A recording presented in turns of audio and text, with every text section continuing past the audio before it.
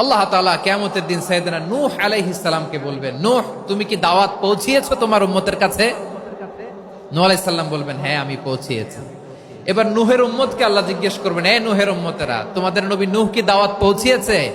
নূহের উম্মত বলবে, না আল্লাহ, আমাদের কাছে কোনো সতর্ককারী আসে নাই, কোনো নবী টবি আসে নাই, কোনো দাওয়াতও আমরা পাই নাই, আপনারাও চিনি নাই, জান্নাতও চিনি নাই, জাহান্নামও চিনি নাই।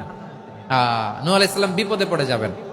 তখন আল্লাহ বলবেন, নূহ তুমি বললা পৌঁছিয়েছো, তোমার উম্মত বলে কিছু পায় নাই। নূহ তোমার কি কোনো সাক্ষী আছে? তোমার কথা আর তোমার উম্মতের কথা তো মিলে না। তুমি বললা তুমি আমার নির্দেশনা দাওয়াত পৌঁছে দিয়েছো, কিন্তু তোমার উম্মত বলে পায় নাই। নূহ তোমার পক্ষে কোনো সাক্ষী আছে? নূহ আলাইহিস সালাম বলবেন, আছে। কে? উম্মতে মুহাম্মাদি। তখন আমরা বলবো, আল্লাহ, আল্লাহর নবী নূহ আলাইহিস সালাম তিনি আপনি যা যা বলেছেন ঠিক তা তা তার উম্মতের কাছে পৌঁছে দিয়েছে। এবার নূহের উম্মতের সাথে আমাদের ঝগড়া লাগবে। তারা বলবে, তোমরা আসছো আমাদের হাজার হাজার বছর পরে, তোমরা কি করে জানলা? তোমাদের সাক্ষী ধর্তব্য হবে না?